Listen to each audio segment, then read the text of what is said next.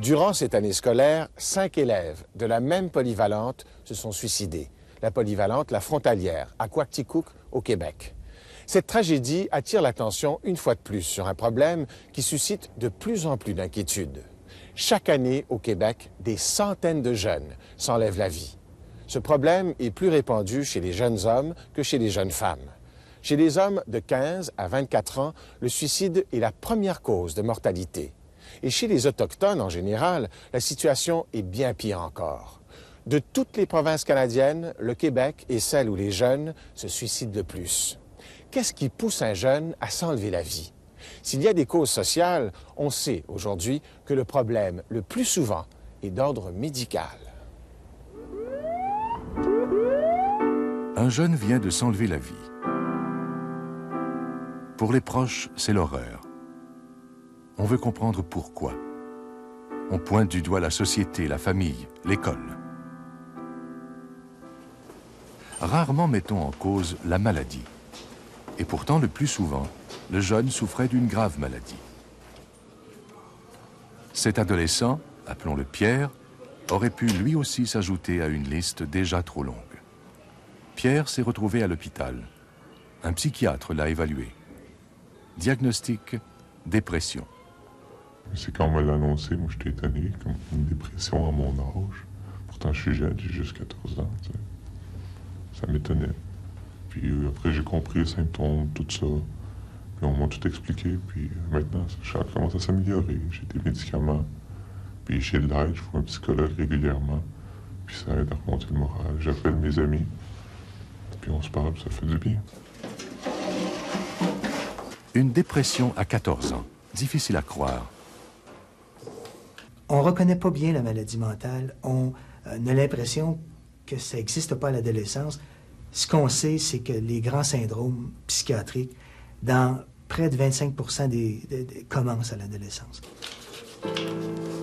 Pierre montrait les principaux symptômes d'une dépression. Tristesse, manque d'intérêt, troubles du sommeil et de l'appétit, dévalorisation, idées suicidaires. Une maladie qui amène le jeune à s'isoler. Pierre n'en parlait pas. C'est notre affaire, notre histoire. Deuxièmement, pas envie de faire rire de nous autres. Et l'arrivée très brutale de la dépression, comme en 3 semaines, un adolescent qui fonctionne très, très bien, qui, en 3 semaines, peut s'effondrer. Et on n'a pas encore eu les résultats scolaires, on n'a pas encore les parents qui sont des parents vigilants et attentifs, ne se sont pas rendus compte que l'adolescent ne dormait pas, qui était jongleur, qui ruminait, qui allait pas bien du tout. Ça s'est passé en bas d'une semaine, là. Mon moral est descendu à terre, carrément. En une semaine? En moins d'une semaine, ça allait vraiment plus, j'ai aucune idée pourquoi. Ça m'a tombé dessus comme ça. Il n'y avait aucune raison. Cette adolescente de 16 ans va beaucoup mieux. Elle quitte l'hôpital. 2 semaines plus tôt, elle était en détresse psychologique et voulait mourir. Tout ce que tu veux, c'est te suicider, tu deviens un peu égoïste, tu penses juste à toi-même. Comme moi, je voulais régler mon propre problème, je voulais régler mon problème à moi, c'était mes maux de tête, mes idées noires, puis tout ce qui m'arrivait, c'était vraiment mauvais. Là. Il n'y avait rien de bon dans ma vie qui arrivait. Du moins, moi, je voyais rien. Puis, je dirais que je suis devenu pas mal égoïste. Je pensais juste à régler mon propre problème. Je me foutais carrément que ma mère elle pleure après.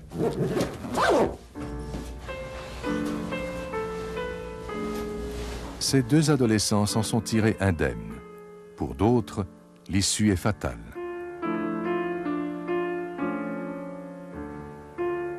Thomas a mis fin à ses jours en novembre 1994.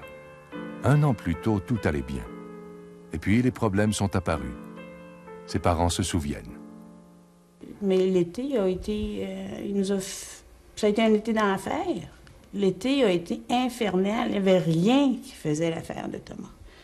Il était malheureux au chalet. Toutes les activités sportives qu'il adorait, que ce soit le ski nautique, la planche à voile, le vélo, la natation, il n'y avait plus rien qui l'intéressait. Il voulait rien. Tout était poche, tout était plate. Il pleurait en me disant comment ça pouvait être plate au chalet. Puis tout ce qu'il voulait, là, c'était de revenir en ville. On l'a amené à la ronde. Normalement, la ronde, il aurait dû sauter dessus. Une crise parce qu'on allait à la ronde, puis que c'était pas comme ça qu'il fallait aller à la ronde. Il y avait quelque chose qui allait pas. ne comprenait pas. Inquiets, les parents de Thomas ont demandé de l'aide. Ce qui est anormal, c'est une crise comme ce qu'on a vu avec Thomas. Et malheureusement, il n'y a personne de tous les intervenants qui a même soulevé, pendant que Thomas était vivant, la possibilité qu'il était malade. Et pire encore, on était parents, mais on était 2 médecins. Et même nous, on ne savait pas que cet enfant-là pouvait être malade. Et à chaque fois qu'on a demandé de l'aide, au niveau médical, au niveau des intervenants sociaux, au niveau des psychologues, tout le monde nous a toujours rassurés en nous disant, bon, ben, il n'y en a pas de maladie. C'est la crise d'adolescence. Puis si Thomas était encore vivant aujourd'hui, puis si la crise qu'il a passée resurvenait, je pense qu'il mourrait encore. Depuis ce temps-là, je continue à y penser. Je me dis, quand un patient arrive à l'urgence pour un infarctus, okay, c'est pas le temps d'y demander s'il a fumé, si ses parents ont fait un infarctus, c'est pas le temps d'y demander de ça. J'ai 5 minutes pour le garder en vie. Okay? Dans les jours qui suivront, il interrogera sur son exercice, sa diète, tout le reste. Okay? Mais il faut que je le garde en vie. Okay? Bon. Un enfant, un adolescent qui arrive, qui est déprimé, il faut le garder en vie. Il faut le traiter. Il faut qu'il retombe sur ses pattes. Puis après ça, on s'occupera des parents, on s'occupera des abus, on s'occupera... Tout le reste, c'est vrai aussi, là. Okay? On s'occupera de tout, là. Mais ce qui me rentre en rogne, qui m'enrage encore, là, c'est quand je vois 4 enfants qui meurent de suicide dans la même école. Okay? Il n'y a pas un maudit médecin qui se monte le nez. Il n'y a pas un maudit psychiatre qui se monte le nez pour dire aux gens, là, écoutez bien, là, hein? Ces enfants-là étaient malades. Ça se prévient, ça se guérit. Chez l'adolescent, la dépression peut se cacher derrière la bouffonnerie, la délinquance, l'abus d'alcool et de drogue. Il est parfois difficile de la reconnaître. Il faudrait recontacter la personne. Là. Le coroner Pierre Gagné, psychiatre, a enquêté sur les suicides de centaines de jeunes Québécois. Pour lui, l'existence de la maladie mentale chez les jeunes ne fait pas de doute.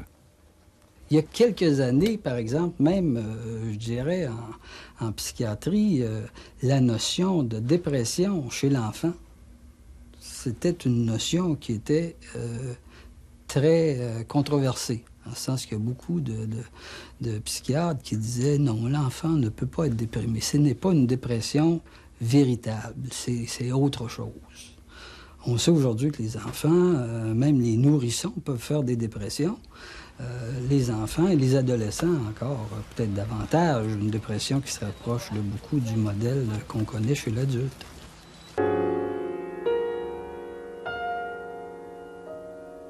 Le suicide, ce n'est pas ce qu'on voit dans les films ou dans les romans. Se tuer n'a rien de glorieux. C'est relié à une condition anormale, c'est relié à une condition pathologique. C'est pas la fin d'un roman, ça. C'est la psyché qui crève, c'est la harpe qui se rupture, c'est le cerveau qui saute, c'est le cœur qui arrête de battre, c'est les poumons qui manquent d'oxygène. C'est ça, le suicide. Au Centre de recherche Fernand Seguin, un institut dédié à l'étude de la maladie mentale, un groupe de chercheurs essaie de mieux comprendre les différents aspects des suicides. Ce sont des gens qui ne sont pas toujours faciles à aider, donc ça demande une formation particulière du côté de tout psychiatre, psychologue, travailleurs sociaux et intervenants communautaires. Et ça, il y a encore beaucoup de travail à faire de ce côté-là, je pense. Autour de la même table, on retrouve des psychologues, des biologistes, des psychiatres, des sociologues. C'est probablement une dépression et je pourrais aller chercher de l'aide. Alors, comme vous savez, Mme Tremblay, aujourd'hui, on va parler de votre fils Christophe. On sait que c'est des circonstances pénibles dans lesquelles il est décédé. L'un des moyens qu'ils utilisent pour reconstituer l'état mental des jeunes suicidés au cours des semaines et des mois précédant leur geste, c'est l'autopsie psychologique. C'est une véritable enquête qui fait appel aux témoignages des proches des victimes. Et comment était son énergie? Oh, il n'y avait plus d'énergie, il n'y avait plus le goût de sortir, il n'y avait plus le goût...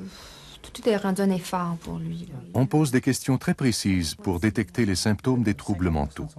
L'autopsie psychologique est un outil d'analyse qui est utilisé dans de nombreux pays. On a pu constater que la très grande majorité des gens qui étaient décédés par suicide étaient affectés d'un trouble mental au moment de leur suicide. Maintenant, la difficulté, c'est lorsque je vous mentionne le terme trouble mental, ça ne veut pas dire la même chose pour tout le monde. Pour certaines personnes, trouble mental, ça peut vouloir dire un trouble comme la schizophrénie ou la psychose maniaco-dépressive, donc des éléments avec des délires, des hallucinations, donc des gens qu'on dit qui ont des troubles mentaux graves. Mais ce qu'on entend par trouble mental, essentiellement, ce sont des troubles de dépression, des troubles d'impulsivité, des troubles avec l'alcool et avec les drogues, et généralement une combinaison de ceux-là. Bref, des types de troubles qui sont quand même répandus dans la population générale, mais qu'on trouve systématiquement associés au suicide chez les personnes qui sont décédées par suicide dans les mois précédant leur décès. Dans les laboratoires du Centre de recherche Fernand-Séguin, on étudie la biochimie des cerveaux. On procède à des études comparatives entre les cerveaux des victimes de suicide et des victimes de la route. Le cerveau des suicidés se caractérise par un niveau anormalement bas de sérotonine, un neurotransmetteur. En général, moins il y a de sérotonine, plus le suicide aura été violent. Les nouvelles technologies d'imagerie médicale révèlent l'activité à l'intérieur du cerveau. Des études américaines sur des individus dépressifs et suicidaires confirment la carence de sérotonine.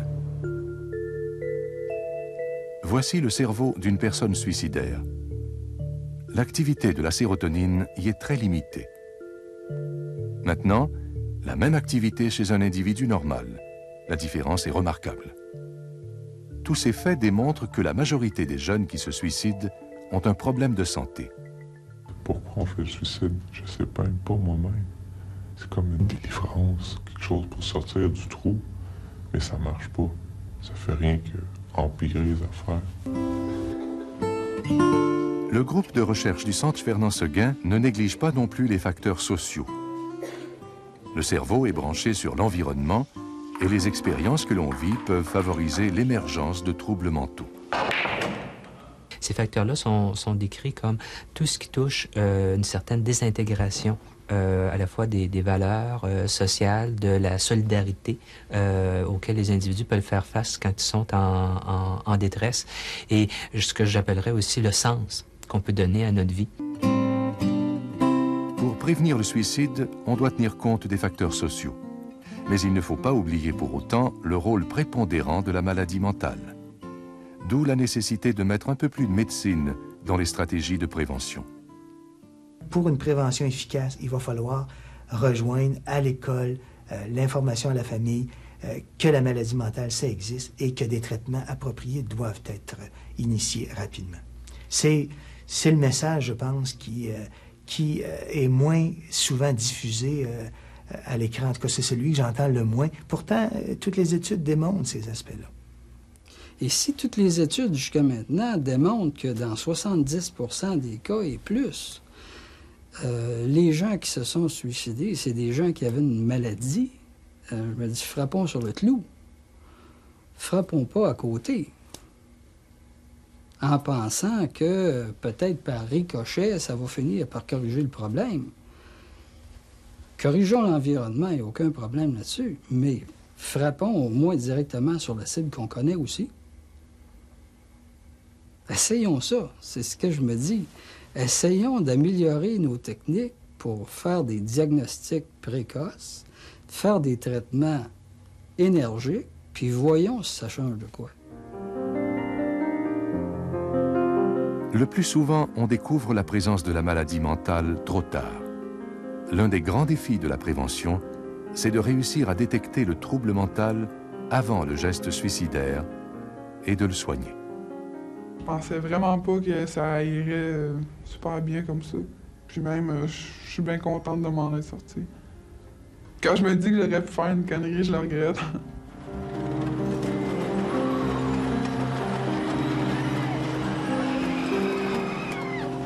là.